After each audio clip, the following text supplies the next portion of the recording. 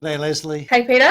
Now, we're talking about courage today, and I've read your story, and it is a remarkable story of courage and resilience. And I'm just curious about when that story begins for you. Well, it's so interesting. I've been reflecting on this a lot lately because, given my business success, oftentimes it feels like my story starts at my business success, but it starts well before that, especially in the courage piece. So I was born in a little country town, in northwestern Australia. And yeah, I was born into drug addiction and family violence and abuse. And um, yeah, I want to say courage for me first started when I sort of learned that my intelligence would set me free from the environment that I was born into, and really started to back myself in education and the audacity to just choose different and do something with my life other than fall into the circumstances I was born into. Okay, so for you, part of that exit strategy was intelligence, was thinking your way out of the box, if you like. Yeah, yeah, and the courage because I haven't always put my best foot forward or chosen the right path or taken the right step. And I think a lot of it is just in the audacity to keep going and to sort of pick Yeah. yourself up and go, okay, I'm going to keep moving in this direction. And I like to say falling forward is one of the strongest entrepreneurial traits you can have. It's interesting, isn't it? Because you think you can be intelligent enough to know what the right pathway is, but you need the courage to take that step, right? Yeah. Yeah, yeah. And I want to say to break yourself out of the patterns and beliefs and circumstances that you find yourself in. I often say you're not defined by your circumstances, you're defined by the choices that you make. And it's continuing to show up for the brave, courageous choices to keep moving in the direction of the life you know you're here to create. So, what was that first step when you talk about making courageous choices or courageous steps? You think you're born into a challenging childhood. You think what was the first step you can recall? Is that what I stepped not necessarily to where you are now, but you began that journey out. Yeah, the first step was actually moving out of home when I was 14, almost 15 years old. Given that I was born into quite a tumultuous family environment, my older brother moved out, and I was like, well, if he's going, I'm going. So the first real step was kind of making that decision to go against the grain and to step out into a life that I wasn't sure about. Then Okay. when I was 17, I made the choice to move to Perth, which is obviously like the capital city of Western Australia. And then from there, I've really just continued to make bold choices and sort of steps towards a future that I wanted. Okay. So when you think of bold choices, are they still difficult for you now, or would you say they get easier the more you take them? Both, yes, and I want to say it does build the foundation of unshakable self belief. I think entrepreneurship, especially, it's like most people fail because they stop trying. They're not actually failing because they're no good at what they're doing. They just stop trying to move in the direction of their dreams. So, yeah, I want to say they can feel a little easier because underneath it all, I have this unshakable knowing that I've got myself, and no matter what happens, I've failed to the sum of $3 million. So I want to say the more that you learn to fail forward, the more that you realize that nothing is as scary as we make it out to be, and we can continue to take the steps towards a future that we want. Okay. And you mentioned the big word there, entrepreneurship. I'm sure when you were, what, 14, 15, 16, were you thinking about entrepreneurship then, or you were just thinking of like getting away from that damaging sort of background you were moving away from? I want to say that I was thinking about money, truthfully. Okay. Yeah. Yeah.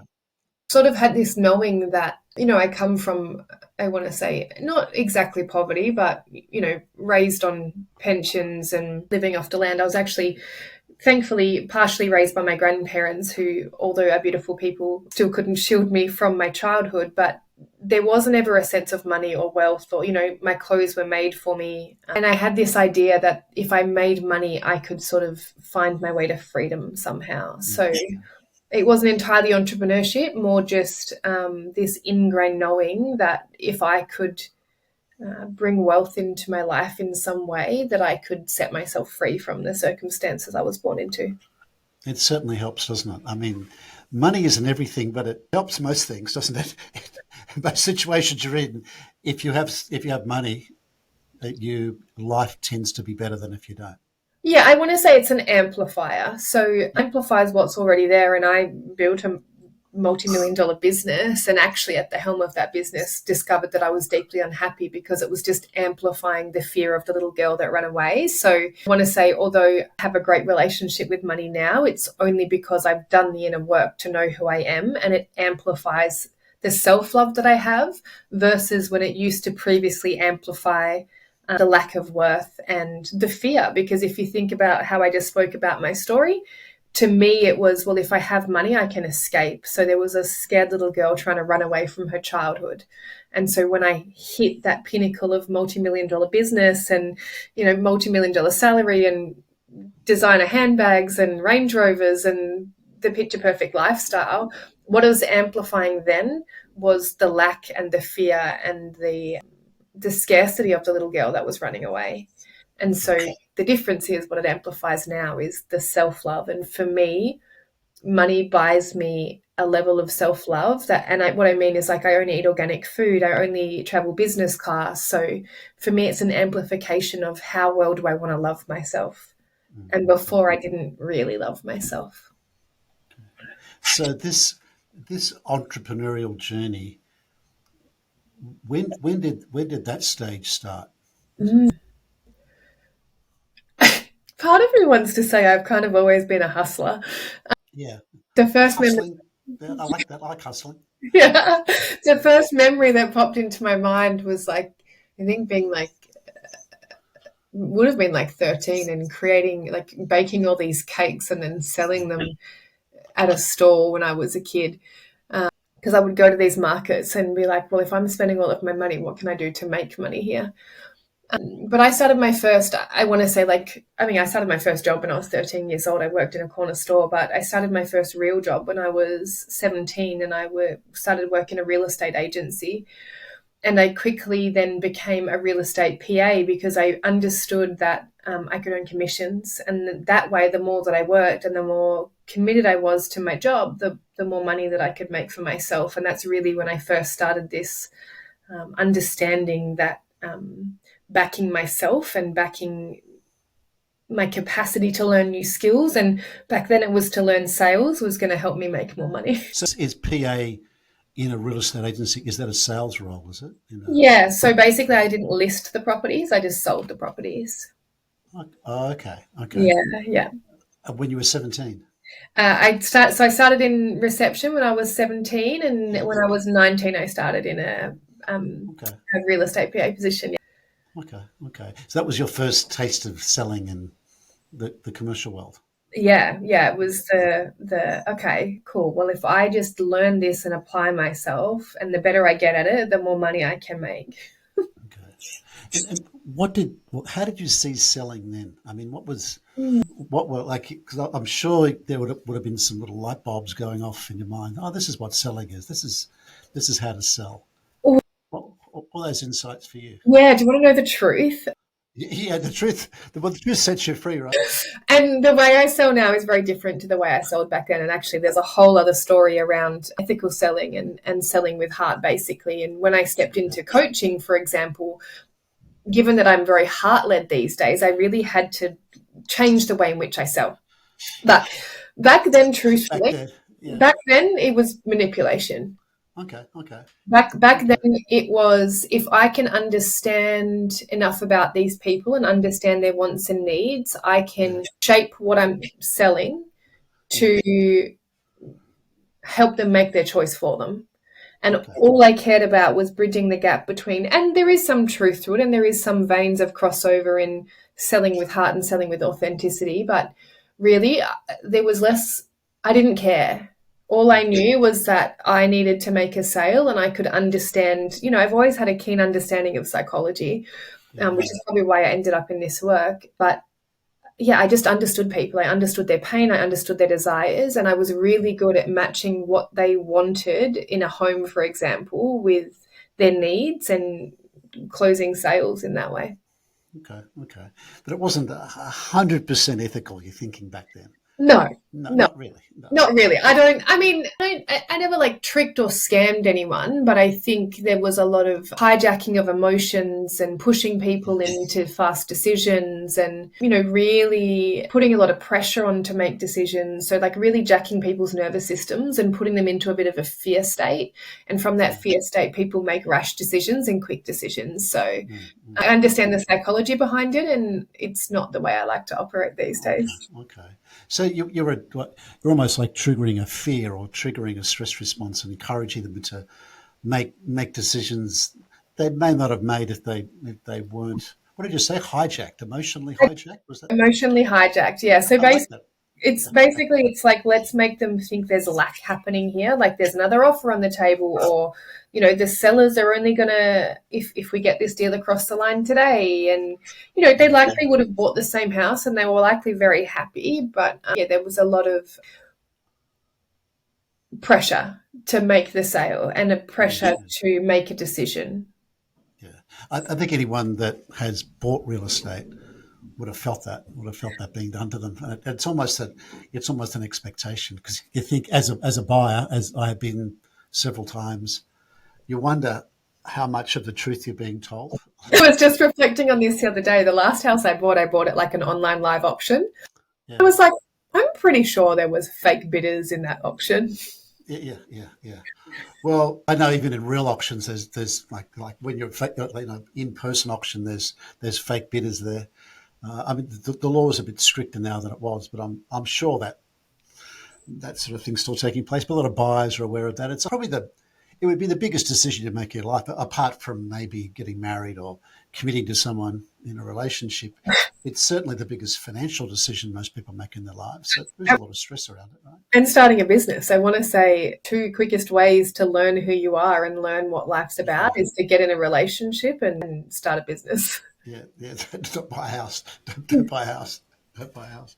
So that was the real estate selling, and obviously that didn't last indefinitely because you're not a real estate mogul now, right? No, I'm not. I'm not. No, no, no. So what was the next step for you? That transitioning out of real estate sales? Yeah, so I transitioned into recruitment and basically, to sell real estate, if someone calls you at 6, 7 o'clock at night, you have to be on. You have to like answer the phone, be in sell mode, be ready to convince this person to buy what you've got to sell. Home opens on Saturdays and Sundays, and I'm like 19 and 20. So, there's not that I've ever really been a huge parter, although there was a period of my life I was, but that's a whole another podcast, I'm sure. I just got really sick of waking up on Saturdays and putting on a suit and going to a home open. Ah, I was speaking to a friend of mine and she was like, why don't you try recruitment? It's still selling, but you do it at a desk. You don't have to go show these homes. So yeah, I started in recruitment when I was 21 and fast became the world's best recruiter. It's a little different, selling similar, but I really started to believe in the product that I had, and I really started to believe, which I did, and I, still hold that title to this day. But for me, it became then this belief in, you don't work with me, you're actually missing out, and it really started to be this understanding that the more I believed in the product that I had, the more that I could convince people to work with me in that way. And I mm, really sort of broke the rules in recruitment because I worked in the mining space and essentially nailed the process to getting people to site really quickly. And I built a reputation off the back of that. And from there, I was part of the world's largest recruitment organization and went on to start two businesses from there. you're recruiting into mining, and for those that may not know, Western Australia is one of the biggest mining districts in the world. Yes, yes. Yes. And so So, that was my second round. And then from there, I started recruitment businesses. And that was sort of the beginning of my entrepreneurial journey.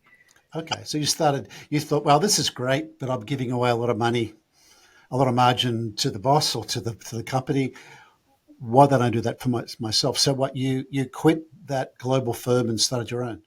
Yeah, so there was two reasons. Yes, I was making them a shit ton of money and only taking, it was a good percent. I was earning 700K as an employee because that's how much money I was making them. But I was like, why am I giving all this away? And then second to that, I was pregnant with my first son, not my only son, but my first son. Basically, they said that if I took maternity leave, that I couldn't keep my business because I'd built a business inside of a business, so I didn't really own it. Okay. And so I got a little bit of a bee in my bonnet, which can be a great motivator in business. And I was like, do you know what? I'm not going to let you dictate to me what I can and can't do. And this is my business. I built it. So, like, how dare you try to take it from me just because I choose to be a mother? And so with a 6-month-old in hand, I quit that job and I partnered with an organisation or a gentleman and founded in partnership my first recruitment company and got that to 60 million in turnover in the space of 18 months. Wow. With a baby. With a baby, yeah. with a baby. Okay, with a baby. So how old are you now? Or how old are you when this is taking place? When you've got your son? So let me work backwards. I'm 37. My son is 6. So I was 31, 31 years old. Okay. So you were working for that other recruiting firm for what, 5 or 6 years or so, for a while? 8 years, yeah. 8 years. Okay, 8 years with other recruiter. You start your own business. You have a baby, and you turn over. How much did you say? Was it $6 million? 60 million. 60. Yes. Wow. With 2 people, with you and your No, partner. no. I built a whole team. So in the space of 18 months, we got to 60 million. I probably had 5 people in our core business, which was high volume labour hire in the mines in that team, which was kind of just a money making people pumping out machine. And then I had 4 people in our white collar business. And then we had a whole other side of the, head office, sort of safety, admin, finance, accounting, all those sorts of things. Wow. $60 million. Yeah, it's a big business. Low margins, but high turnover. Yeah. So it's a volume business. Yeah. Low margin, high volume. Yeah, we had like 4,000 temps working. Wow. Okay. That's not bad for a little girl that left a troubled background when she was a kid, right? 60 million. Not bad for a girl that was born in Gelton Regional Hospital and grew up on a farm and didn't finish year 11 finished year 11, didn't finish year 12. So yeah, it was I want to say part of me thinks I fell into success, but it really just was a strategy to move away from the life that I didn't want. Yeah. Okay. So it's more moving away from that feeling of lack than moving towards the wealth. And the wealth just made you feel like less lack. Truly. And it's a recipe for disaster. I coach a lot of business founders that are in this space of moving away from some form of pain rather than moving towards the expression of self-love and freedom. And truthfully, I wrote an article on this last year with YPO. There's this element of inner peace you can find if you allow your success and allow your money to catalyze the internal transformation to be happy at the helm of your business. Yeah. Okay. So are you still doing that now, Lezly? Are you still running that recruitment business? No. So of course not. Yeah. Silly question. But I want to say it was kind of it's interesting. My programs are called Grace. I was going to say my fall from grace, but I really so that was my first business. I partnered with a gentleman who probably wasn't the most ethical human. And I was young. I was 31. I didn't know any different. So I built this company for him with a executed shareholders agreement that was never lodged with ASIC. So I was never actually a business owner. And then when I started to contest that, his response was, I have more time, I have more money, and I will keep coming after you until you have nothing.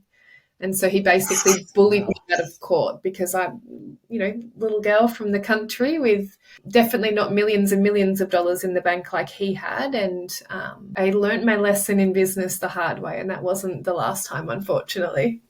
Okay. Wow. Okay. So you leave recruiting then? No, so I then went and founded my own company by myself. This was my second lesson. Self-funded, which I wouldn't really advise. Especially in a game where, again, I got this business to 20 million in turnover in the space of similar time that take about 12 months to get going and then 6 months to start cranking the numbers. But Yeah, self-funding a $5 million payroll per month, even, with creditor funding on the invoices, essentially the cash flow couldn't keep up. The business was quite successful and we ran into an ATO debt. And rather than restructure the company at that point, I was midway through a divorce. This was my second time at having a really successful business, reaching troubles. And I essentially got to the pinnacle of burnout and the pinnacle of, well, I don't want to keep running anymore. I don't want to keep building these big businesses if I'm not looking at myself deep enough to understand what's going on. And yeah, I was just burnt out and I was over everything. I say the universe taps you on the shoulder and then it punches you in the face. That's right. Yeah. And so really it punched me in the face. And this time I was willing to listen. And so I used this catalyst to restructure the company, sell out the assets, sell out the contracts, and then use that money to fund my evolution into the woman I am today, basically. Okay. So recruitment business number 2 ends, your business, Mm-hmm. and then it's the business that you're running now. Is that right? Yes, yes. Okay. And so this is not recruitment we're talking about now. Well, I want to say yes and no. So interestingly, I just started a VA agency. When I stopped recruitment 2 years ago, I was like, I'm never going to do recruitment again. And given that I'm in the space of coaching and helping business owners, and now I understand the world of offshoring support, I just founded a VA agency, which is technically recruiting. But yeah, I'm a business coach. And essentially, the lessons that I learned in the journey in scaling multiple 8-figure companies, I know how to scale, and I also know what to look out for if you're growing too quickly. You also know how not to scale. Truly, yeah, literally. I know in a very precise way how not to scale. And also, I sit in the intersection of psychology and strategy. So I've spent 2 years studying why we do what we do, why we don't do what we want to do, and really understanding what motivates us as humans to create the life that we want. And I use business as a catalyst for deeper self-relationship. And so through my lessons that I say I like to embody my lessons. So through my lived experience of, understanding what it takes and also understanding what not to do, I help founders to scale in a way that feels good and easeful and not as stressful as it can be if you're in it alone. Okay. So you're a mentor that's done it already. Yes. Yeah, and you've been successful, and you've made some great decisions, and you've made some poor decisions, and you Yeah. can guide them away from the poor decisions and towards the Good ones. the, Yes. the smarter decisions. Yeah. Okay. So you're talking about scaling businesses. So what sort of businesses do you work with now? Like, what sort of entrepreneurs do you work with now? Female founders, basically. I do work with some gentlemen, but my group programs are all female. And I want to say there tends to be a different set of support that women need, especially if they're mothers. And the support that I lacked in a lot of the organizations that I came up in was sort of the spaces that I now create for the women that are in my world. Okay, I like that. One of the first women I interviewed on my podcast, she is an expert in women in leadership, and she told me this surprising statistic. She said, there are more men called Andrew that are CEOs in Australian businesses than there are women. Wow. There's more Andrews than women. And women. Yeah. Wow. Yeah. And she is a specialist in women in leadership, like in corporate leadership, and helping women understand that. I mean, what you mentioned some differences there is that there's some special needs or some unique needs that women have. What are they? We're not men. We're not, The world expects us to build businesses like men. The world expects us to hustle and to compartmentalize and to not bring all of us to our business worlds, to not be emotional, to not have needs, basically, and to really shut down what fundamentally makes us women in order to build success in our businesses. Okay. So creating spaces where it's actually okay to cry, and it's actually okay to talk about being a mother, and it's actually okay to talk about wanting to separate from your husband or wanting to deepen your intimate life with your husband, or you're going through a separation with your husband. Not asking women to leave parts of themselves at the door. And what I found, and with a lot of the women that I speak to, is there's separate spaces. So I had really great business support when I was coming up, like some really great organizations that supported the business side of me. Then I had really great like mothering support or spiritual support. And I never really found that place where all of me was invited to the table and all of me was invited to the conversation.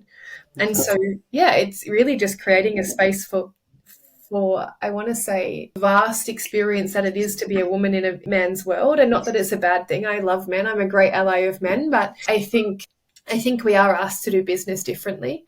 And it doesn't work. We get burnt out, we get overwhelmed, we feel under-supported, and really we need to understand how to, I talk about infrastructuring leadership and infrastructuring our lives so we do feel well-resourced, well-supported, and we can tackle everything we want to take on as women in the workforce.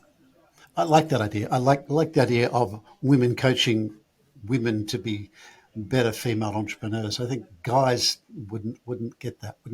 They might know it, but they wouldn't understand it really. Truly. Yeah. So and you find a lot of women resonate with that idea, that I have as a woman entrepreneur. I have a unique understanding of the business. I've got a unique set of outside business needs too, like family needs, relationship needs, health needs, and only a woman can really understand that. Yeah. And, we're often looking for somewhere safe to bring all of us. And the biggest thing I hear is like, my friends don't understand, my colleagues don't understand, my team doesn't understand, my husband doesn't understand. Really, burnout actually comes when we're trying to spread ourselves across a lot of different identities. And it takes a lot of energy inside of us to be everything to everything and not actually be in relationship with ourselves deep enough to have harmony and grace in our businesses, in the way that we scale and grow our businesses. You mentioned that word grace a couple of times, Lezly. What is this? What does grace mean to you? Strong feminine leadership. And strong feminine leadership. Grace. Yeah. And grace isn't, I want to say grace isn't weak. Sometimes when people think of femininity or grace, or it's this, there's a lot of subtle strength to it. It's I think of a rose when I think of grace, and roses have thorns. And that's one thing I like to remind people, is that grace is soft and it's nurturing, but it's also strong and it's powerful. Okay. So what would be, if you think about that journey, from the beginning to now, and you think about, you've mentioned a few different themes, if you like a theme of courage, a theme of taking big leaps, being courageous, this idea of grace, this idea of unique perspectives that women bring to a business. What would you say that the biggest lessons you've learned are, Lezly? Grace. I want to say grace so often because I didn't have it. So, when I was at the helm of my self-funded business and I was going through a divorce and I wasn't really paying attention to my business because I was in the middle of, a self-awareness, a self-awakening. I'd sort of operated on autopilot for most of my life. And then that business restructure made me actually look at myself and be in deeper relationship with myself for the first time in 35 years. I didn't have a lot of grace because I didn't reach out for support and I didn't know the support that I needed. So it's like I was going through what felt like my life that was falling apart alone. If I was available to me back then, I probably wouldn't have closed the business, and I actually probably wouldn't have left my ex-husband, but I got to the pinnacle of success. I was unhappy. There was a lot of pressure, was burnt out. I was overwhelmed, and there was no one that could support me to actually help me hold the enormity of the life that I had created, and also help me steer this in the direction that I wanted to go. And so I kind of just gave up and threw it all away and started again. Knowing what I know now and having the skills that I have now, I would have just pivoted the business and sold out the assets in a different way, allowed it to transition more seamlessly into more of the woman that I am today, versus burning it all down because I felt trapped and I felt like no one understood who I was and where I was going. And, they say we become the medicine we want to see in the world, but my biggest lesson would be um, there likely was someone that could help me bring online the life that I wanted. I likely just wasn't listening or looking hard enough. I kind of just gave up and I felt really trapped by my own success and trapped by the business that I'd created. So your younger self called your more mature self into existence. Very much Yeah. so. She called you into existence. Yeah. So what sort of entrepreneurs, I should say, what sort of female entrepreneurs would you be ideal for? Would it be when I've already started my business? I'm a woman that started a business. I've got established customers or established clients, and I'm looking to scale. Is that when they turn to Lezly, or is it before they begin? I actually have a customer journey because, Yeah. 5-time entrepreneur. I know this. So both ends. So I have Okay. women that I work with that enter my lower end programs that are really just beginning their journey. So I have 3 women at the moment that are CEOs and are looking Yeah. to step into their own business. And I'm holding their hand through that process and journey because I've been on that journey myself. And then I have women that are at the $500,000 mark that are looking to break through that next glass ceiling. Okay. And so it's founding and scaling, and it's in any industry. It's just the desire to do business differently, the desire to not feel so alone in it, and the desire to have someone help you infrastructure your leadership and support with the strategy and the psychology, because it's a dual game. Like honestly, if you just throw strategy at a wall, it often doesn't work. But if you can understand the psychology behind why it's not working, or why you're not doing what you know you should, or why you've spent, $50,000 on marketing, but it's not actually working, you can really start to get into some of the granular psychological reasons as to why you're moving the needle in your business forward. And that's really where the magic lies. Okay. And that's where you've got that magic dust to sprinkle. Yeah. So is it a structured program, or is it more you coaching them individually, like, and using your intuition to help them through? Yeah, so I actually have what is called the Foundations of Grace, which Okay. is a pre-recorded program, which is part psychology. So the mindset, the lessons, the understanding of the why, Yeah. hand in hand with the strategy. So I have that as a pre-record structurally, and then a lot of women step into one-on-one coaching with me. So there's group coaching or one-on-one coaching, but all of it has a foundational piece of actually understanding why. And I talk about the body-mind connection. So often we can be really, really self-aware, and this was I want to say the trap that I fell into is I did all of the personal development and I did all of the leadership training. So I was self-aware enough to know my limitations, but I didn't have the tools to move through my limitations. And so the body-mind connection helps us bring all Bring that. it back together. Yeah. It's really interesting as you're speaking, and maybe it's just the environment that I'm in. I don't hear many female business gurus. I hear motivational and success gurus. They're almost all guys, right? But there's very few women out there. Like I'm thinking of the old school guys, like the Tony Robbins and Yes. all those characters. But there's a real space for someone like you to be that inspirational, motivational person for young women. Because if they look out into that motivational world, or that mindset world, it's all guys.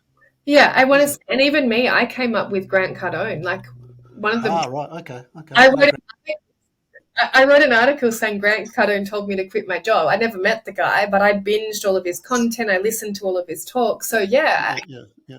I became the woman that I wanted. I became the woman that I needed. Speaking is one of the, starting with podcasts, but I've done like 3 motivational speaking trainings because I do feel there's a space for women to step more into the realm of guiding women to their greatness in a way that's nurturing and not in this hustle male mentality. Again, we need a bit of hustle in us, but there's more fulfilling and sustainable ways to grow businesses. And a lot of that is to do with the strategy and the mindset. That's really interesting too, Lezly, because part of what I coach people in is I coach people in how to tell their story. Yes. And that could be like at a keynote conference. It could be in an internal meeting to tell the story of the organisation. And it's interesting how differently men and women tell stories. Yes.